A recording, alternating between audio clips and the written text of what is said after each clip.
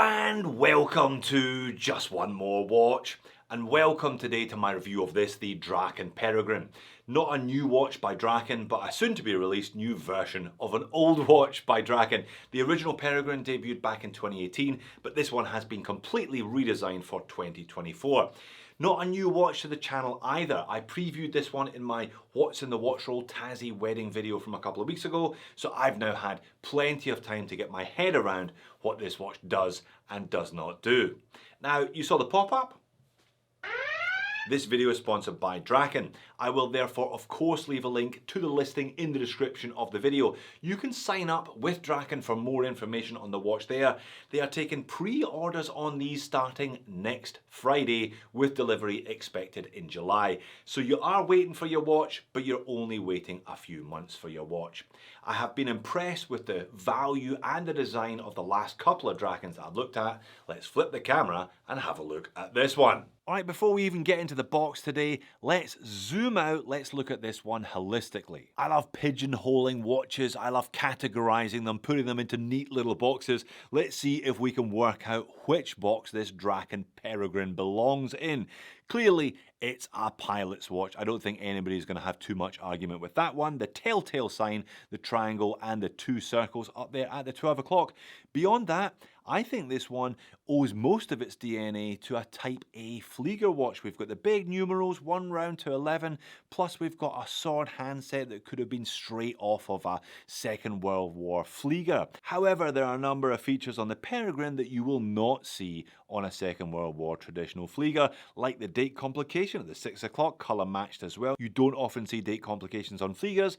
You certainly don't often see power reserve meters, power reserve indicators on fliegers as well, and that is that very neat little feature, the fourth hand down there at the 6 o'clock beneath the date complication. One other unusual twist on the Peregrine is the lefty crown. Now the switch over to the lefty crown means that the power reserve meter sits much neater in that minute track at the 6 rather than at the 12 o'clock. So we've got a pilot's watch, we've got a flieger watch, but I think we have got a modern and very clean interpretation of one. The watch that I think is closest to this Peregrine, the one that I have been referring it back and forth to in my mind anyway, is the Hamilton Pilot Day Date, the Interstellar.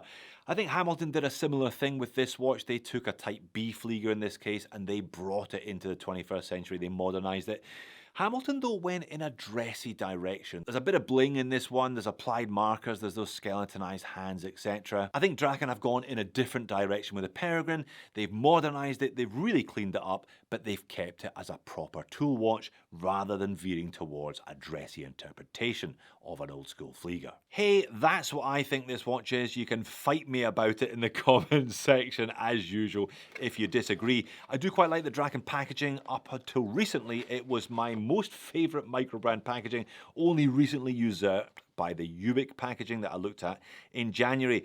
It's got this kind of big Velcro, very outdoorsy pouch. You can stick your phone or whatever you like, a pair of slim binoculars and a backpack if you so choose. When you undo that super piece of Velcro, you see a little bamboo pull tab. When you pull the bamboo pull tab, you get your watch and you get the second complimentary single piece strap that comes with it. Now in terms of dimensions, the 2024 Peregrine is considerably smaller than the 2018 Peregrine, but it's still not what I would describe as a small watch. I guess with pilot's watches, they're all about legibility, so a large dial, a large case therefore is an advantage. This one is 42mm in diameter, 12.8mm thick, with a 48.4mm lug-to-lug drilled lugs as well. Now lug width, 22. I like what they've done with the lugs here. Notice how the lugs themselves taper towards the end of the end link. There is also a considerable taper on the bracelet from 22 to 18 and back up to 20 at the clasp. Sized up for me though, it is a chunker, 164 grams sized up for my average sized 7-inch wrist.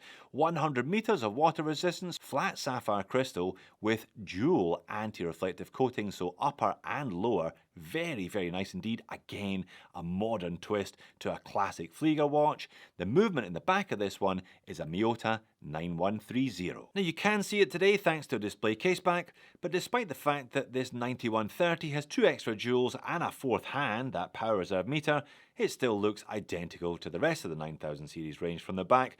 At least Draken have added their logo, the shield there, to the rotor just as a bit of a point of difference.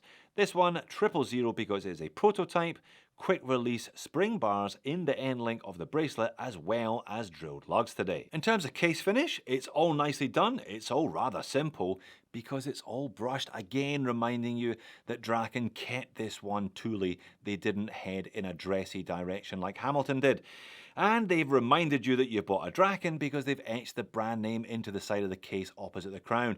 Now, I know this is a polarizer, I'm not a massive fan of it to myself, to be honest, but Michael clearly knows his audience, he knows his market, because this is the new version of the Peregrine, and if people weren't buying it, I'm sure he would have dumped it. The crown itself is a big chunky one, it's knurled, and it's loomed. Once again, the Draken Dragon features there on the shield, but this time in full loom. I'll show you that later. Now the bracelet we had a look at earlier on, I mentioned the dimensions, 22 down to 18, which I really like. It helps bring the watch down to size on wrist nicely.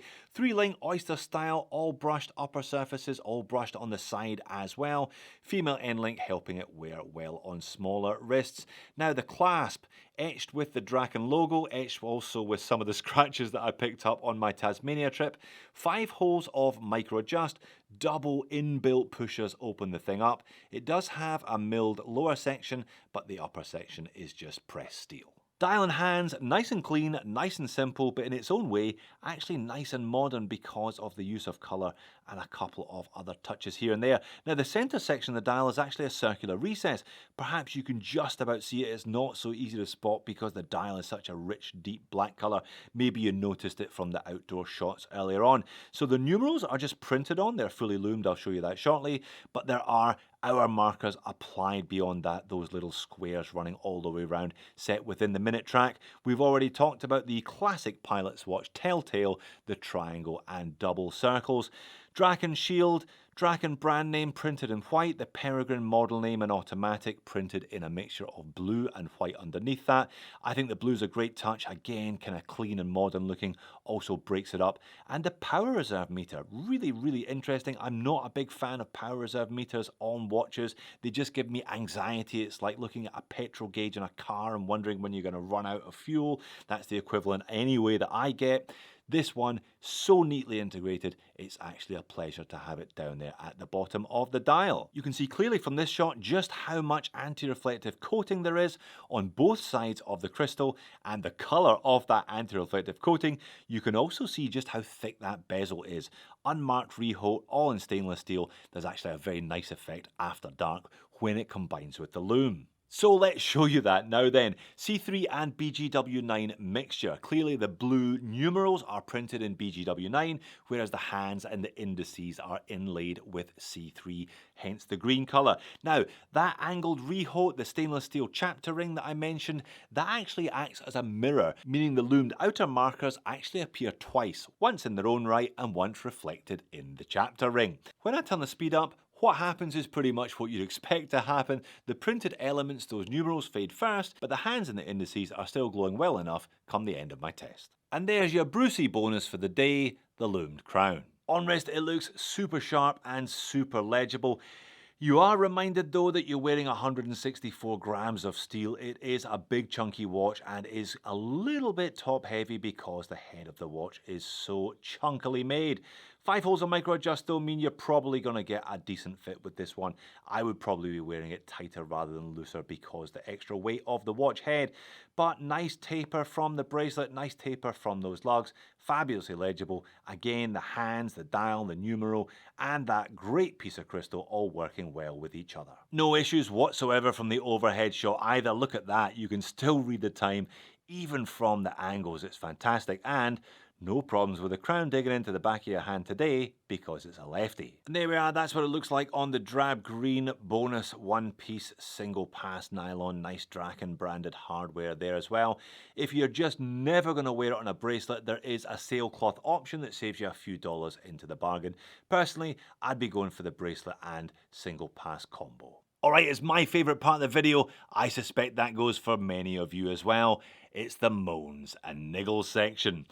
Like I said, I'm not a massive fan of brands etching their name onto the side of a case. It doesn't really do much for me, but I guess it does okay for Draken's customers because they seem determined to stick with it.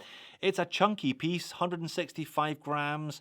I could have done therefore with an on-the-fly adjustable clasp. I think also, especially given the price of this watch, it really should have one of those as standard, meaning you can adjust the fit over the course of the day rather than picking a hole and running with it. Now, the lefty does have certain advantages, as discussed. It's not going to dig into your hand, but setting the watch is always going to be counterintuitive unless you're left-handed, and even then it's still going to be counterintuitive because it's not what you're used to. I have found myself turning this one upside down and adjusting it that way and then adjusting the date and so on. Yeah, it's not really going to be something you get used to all that often unless this is your one and only watch. And I haven't talked about price yet, have I?